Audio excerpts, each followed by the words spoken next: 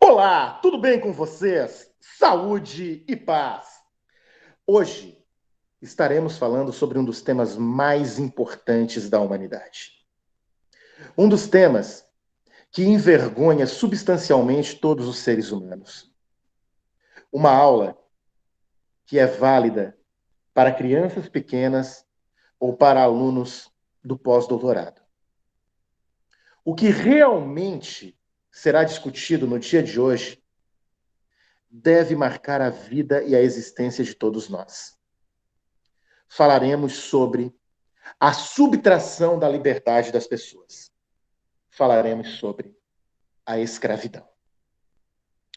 A escravidão de seres humanos, ela ocorre desde a antiguidade. Egípcios e mesopotâmicos efetuavam atos de escravizar seres humanos há mais de 5.000 anos. Um detalhe que pode ser percebido na construção de grandes pirâmides, de grandes zigurates, de grandes obras públicas. Os judeus foram escravos no Egito por mais de 400 anos. Lutaram contra o faraó e conseguiram sair das terras egípcias, segundo consta a Sagrada Escritura, fazendo a transposição do Mar Vermelho. Moisés, que significa Messé, salvo das águas, liderou seu grupo que transitou 40 anos pelo deserto até encontrar a terra prometida. A terra da provisão, a terra de Abraão, a terra santa. A escravidão realmente deve ser discutida por todos os países que dela se beneficiaram em algum momento. Estamos na América. Estamos na América Portuguesa. Nós somos um dos múltiplos países que falam português no planeta. Estamos aqui nesta noite agradável do dia 13 de abril de 2021 com a Super Escola de Ensino Médio Dite Freitas, a Escola Jovem de Tubarão. Aos que não me conhecem, eu sou o professor João Batista Monteiro, professor de História. E este é o meu canal, o canal do professor João de Souza. Aqueles que não estão inscritos, inscrevam-se, ativem o sininho e que toda semana saibam, teremos vídeos novos falando da história, querendo mostrar o que acontece na história da humanidade. Estamos aqui com a turma noturna do segundo ano 07 e eu quero saudar os amigos que aqui estão comigo neste momento.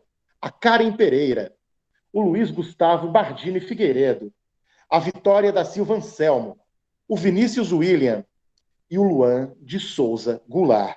Sejam todos bem-vindos neste novo momento, neste novo normal. Estamos com aulas síncronas, respeitando o isolamento social e, ao mesmo tempo, possibilitando a esses alunos uma nova forma de aprendizado.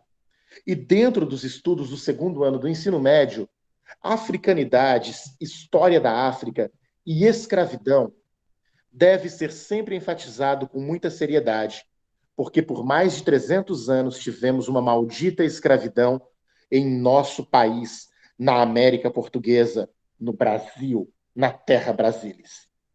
Eu disse para vocês uma coisa antes disso.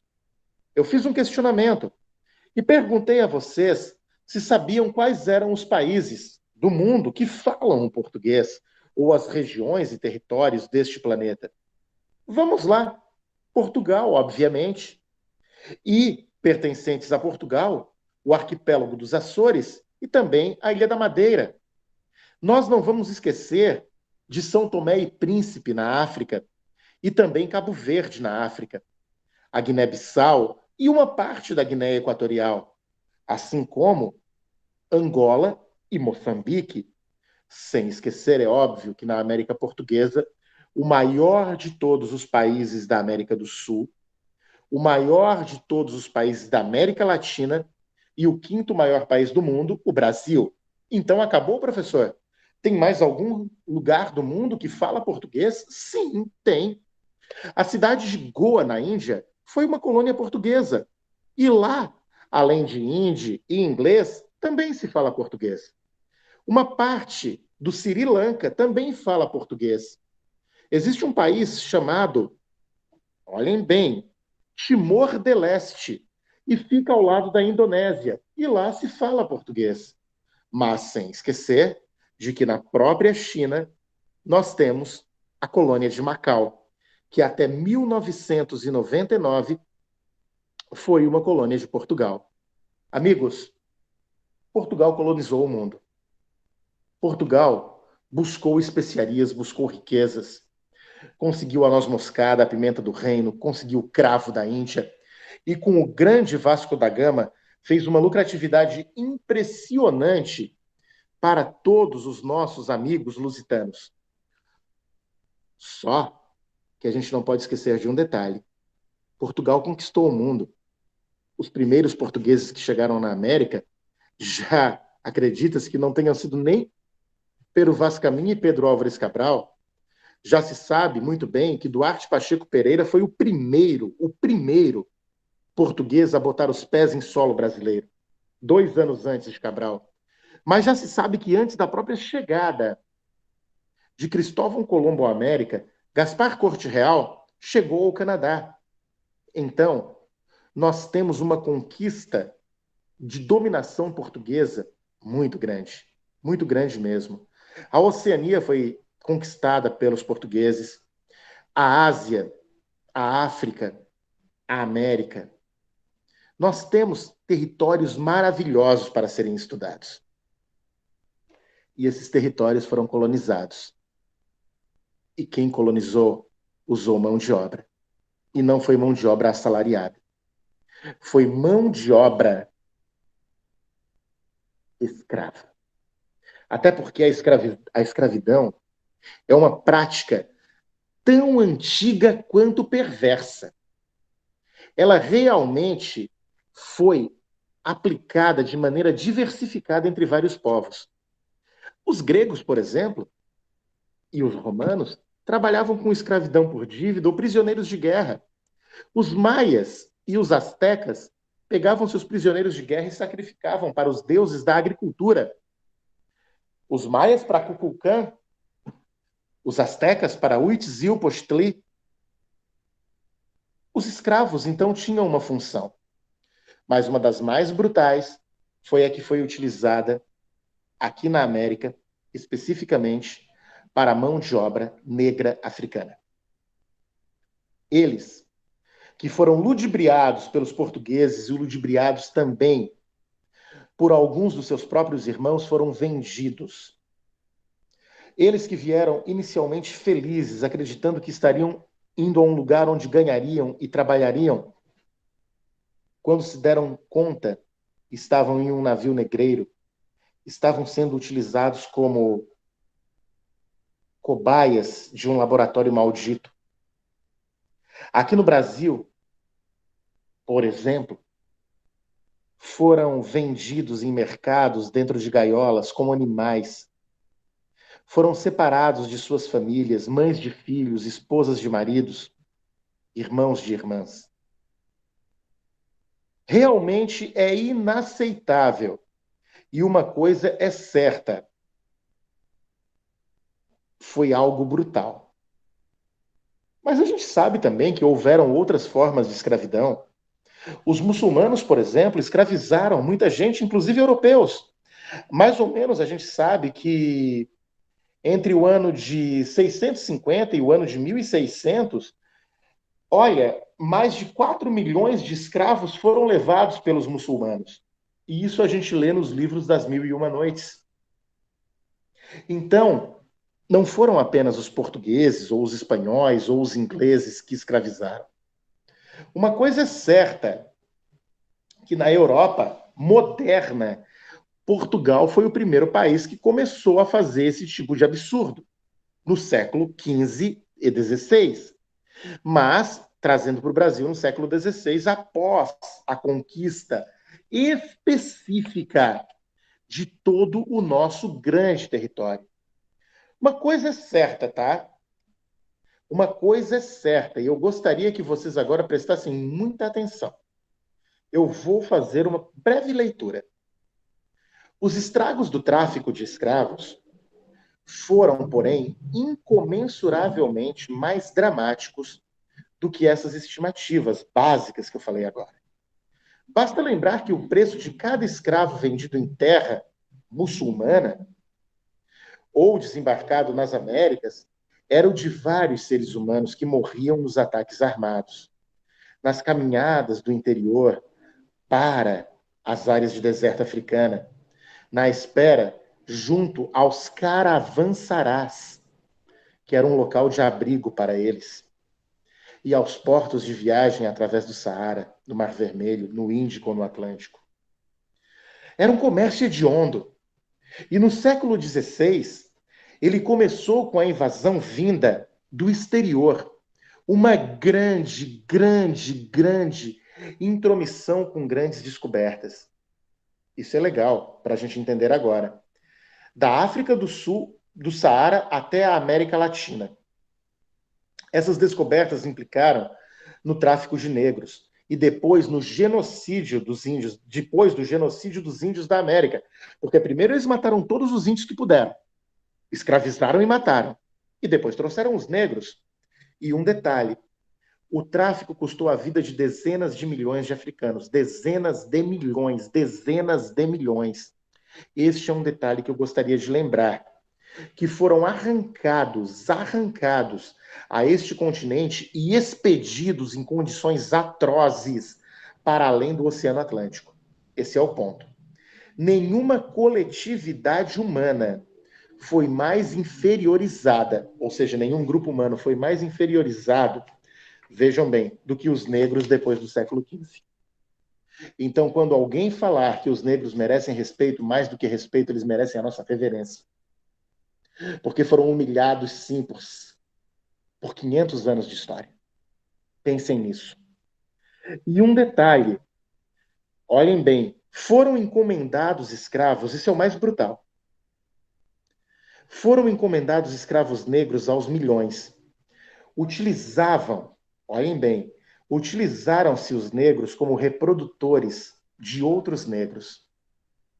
Em culdelarias, que era um estabelecimento utilizado para criar animais. Eles eram garanhões. Eles tinham esta utilidade. Isso é desumano. E eles eram constituídos para produzir novas crianças negras para o trabalho nas plantações. Quantas crianças foram jogadas dos navios ou abandonadas nos mercados, longe das mães que eram levadas, porque era preciso muito tempo para alimentar. Depois eles perceberam que era interessante criar uma criança. Mas no começo eles deixavam essas crianças à mercê para morrerem. E um detalhe, os escravos eram comprados às toneladas. Durante esse tempo na Europa, os religiosos debatiam doutamente a questão de saber se os negros tinham alma. Quando a gente pergunta assim, por que o rapaz se chama Silva? E ele é um rapaz negro e ele tem origem africana. Porque era o rapaz escravo do Silva, que era o proprietário. Era assim que ele era tratado. O tráfico foi o ponto de partida de uma desaceleração, um arrastamento, uma paragem da história africana. Se ignorarmos o que passou com o tráfico negreiro, não compreenderemos nada sobre a África. Nada. A escravidão, ela destruiu sonhos de pessoas que eram iguais a nós. Pessoas que tinham desejos iguais a nós, que amavam seus filhos, suas esposas, seus maridos, iguais a nós. O que o homem pode fazer com outro homem, muitas vezes, nós não conseguimos aqui nem explicar. Muitas vezes nós não conseguimos nem compreender como que o ser humano pode ser brutal com outro ser humano. Só para vocês terem uma ideia, de 1531 a 1600 vieram 50 mil escravos. De 1601 a 1700, 560 mil. De 1701 a 1800, 1.680.000. E de 1801 a 1855, 1.700 escravos. Foi um total de 4 milhões de seres humanos. 4 milhões de seres humanos escravizados. Olha, não dá para aceitar. Dizem que esses números são bem maiores, mas isso é o que é oficial. 4 milhões de seres humanos escravizados em 300 anos de história. Mas a gente sabe que foi um número bem maior. A gente sabe que a maior parte da população do Brasil é negra. E a gente tem que valorizar cada um dos nossos irmãos com sua cultura muito bem desenvolvida, muito bem avançada. É óbvio que Santa Catarina não foi uma área...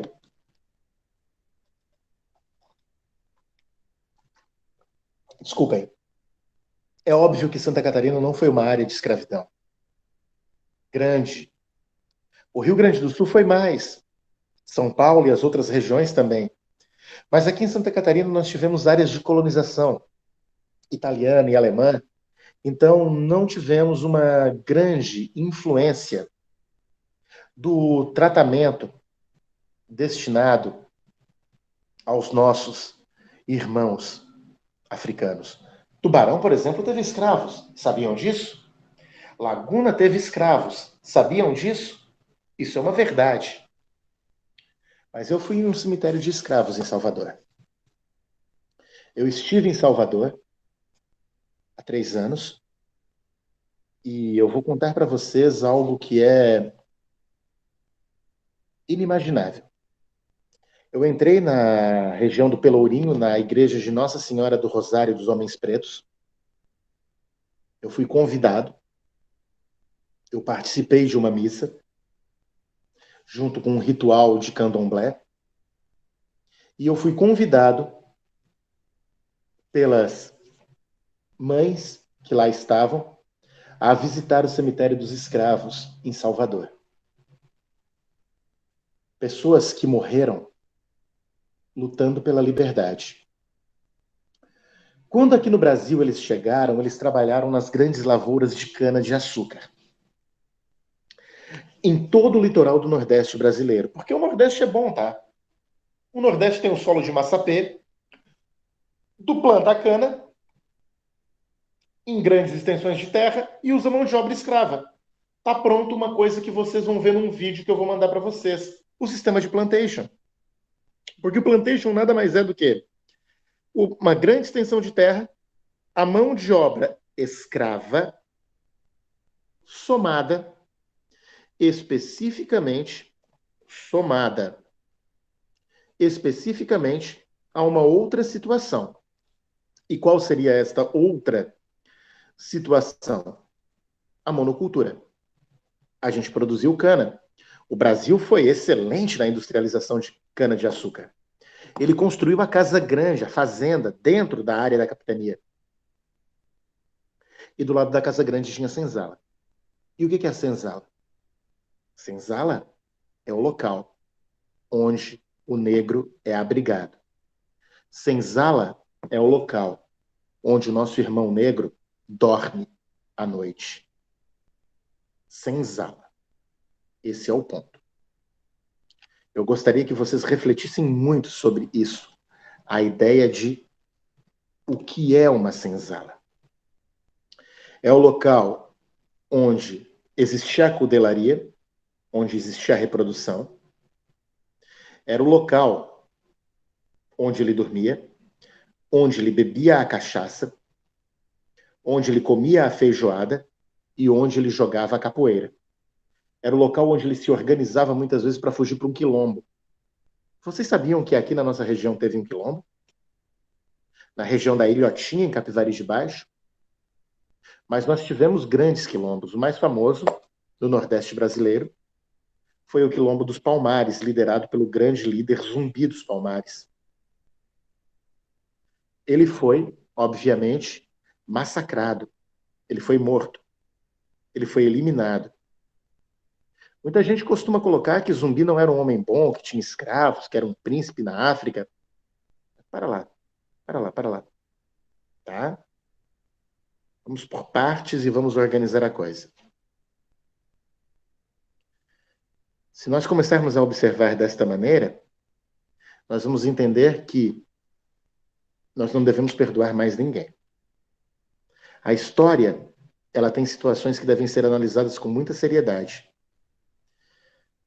Uma, Zumbi era um guerreiro, um príncipe negro.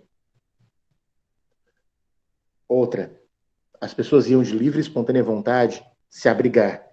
Ele usava o trabalho, é fato, mas escravidão não. Se tem uma coisa que eu aprendi ao longo de muito mais de 20 anos de trabalho dentro da história, foi que tu consegue perdoar tudo do ser humano. As atrocidades, as anomalias, as barbáries.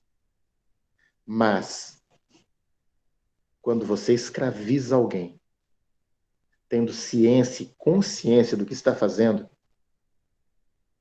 você não consegue, acima de tudo, ser perdoado. A gente viu isso acontecer com os portugueses, com os espanhóis, com os ingleses. A gente viu isso na Roma Antiga, na Grécia Antiga, na Antiga Pérsia, no Egito, na Mesopotâmia. Nós vimos isso nos Estados Unidos. Nós vimos isso no Brasil.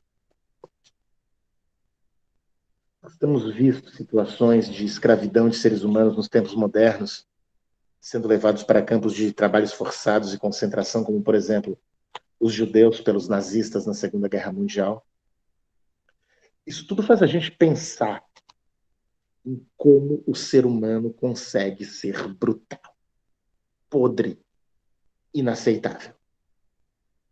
Isso, sem dúvida nenhuma. Já ouviram falar das viagens dos navios negreiros? Porque uma coisa deve ser aqui por nós muito discutida. A viagem era longa nesses navios, era extenuante. Eram viagens brutas, que duravam mais ou menos 40 dias entre a África e a Bahia. E olhem, 2 meses até o Rio de Janeiro, da África até o Rio. Pensem nisso. Nos porões desses navios, o espaço era reduzido e o calor quase insuportável. Água suja, alimento insuficiente. Formava-se assim um quadro propício para o desenvolvimento de epidemias que vitimavam os africanos debilitados.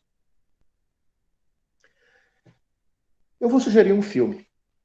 Amistade. Significa amizade em espanhol. Assistam. Amistade. Vocês vão ter que fazer um download desse filme. Ele não está disponível nos streamings e também no YouTube ele é pago. Amistade. A cena na qual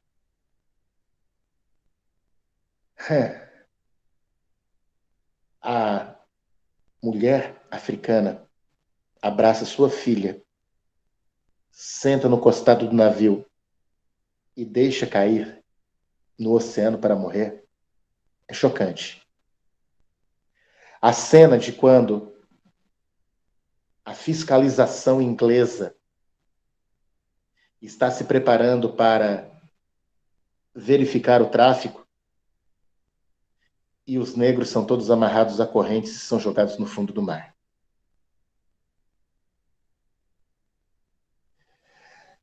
Devido a todos esses fatores, as péssimas condições de transporte e aos maus tratos, calcula-se que entre 5% e 25% dos africanos morriam durante a viagem.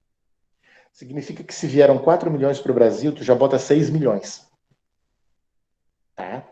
E um detalhe. Por isso, os navios negreiros foram chamados de tumbeiros, ou túmulos flutuantes. Eu queria que vocês refletissem muito sobre isso. Existe aqui um trecho interessante. Aos sobreviventes ficava a difícil tarefa de reconstruir suas vidas em um novo continente.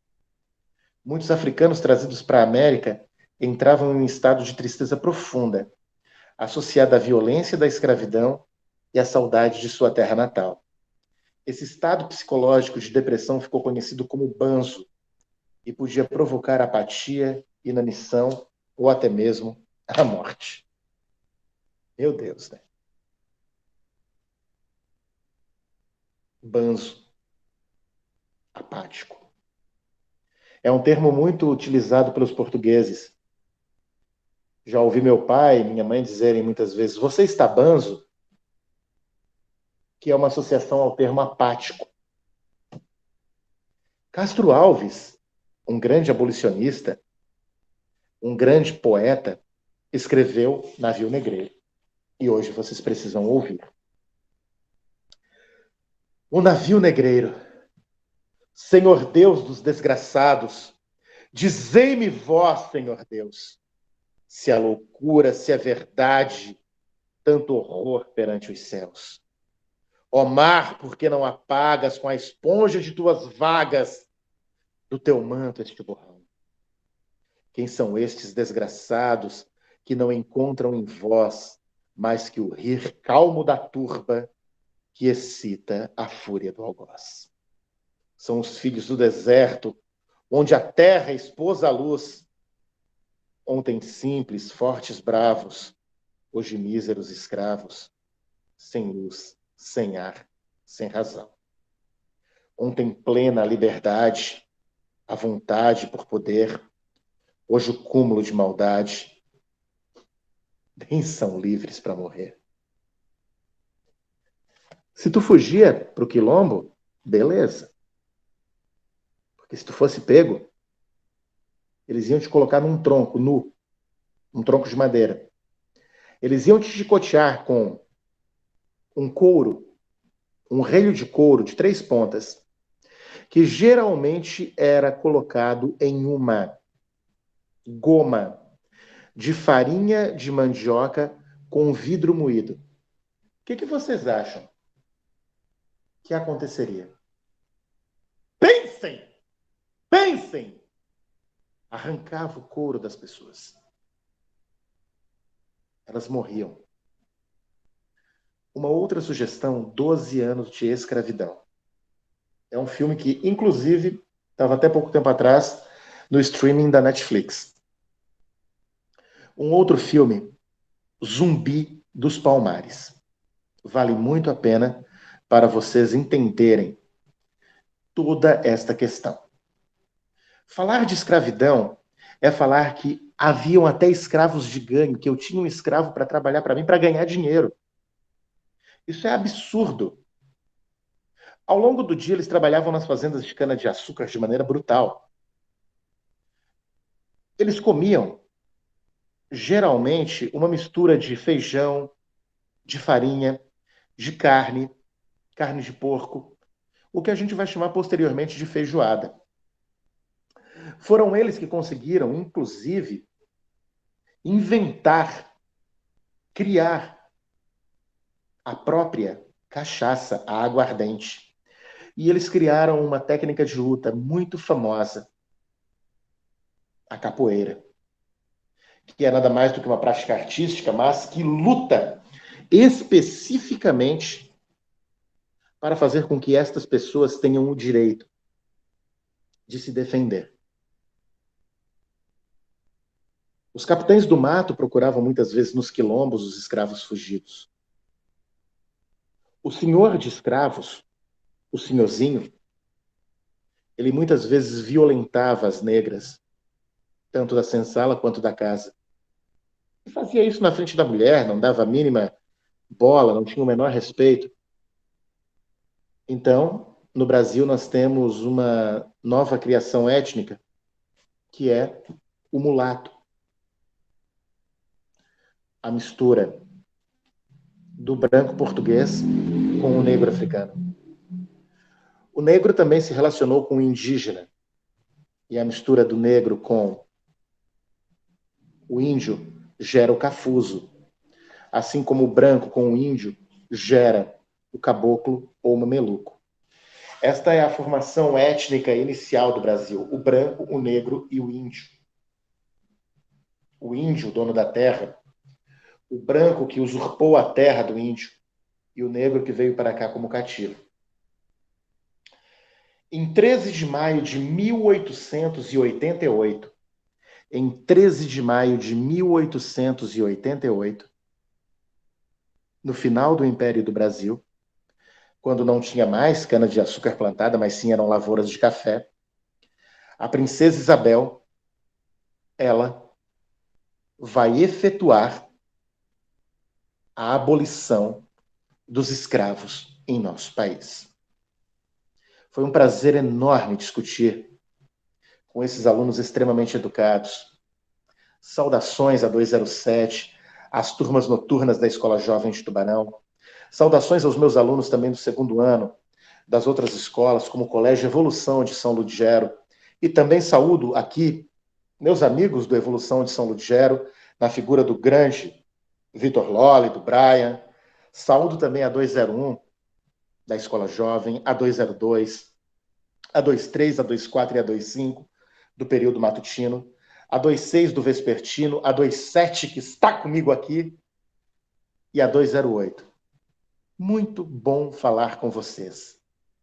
Que o grande arquiteto do universo os ilumine e os guarde, e os tenha em sua infinita concórdia e misericórdia.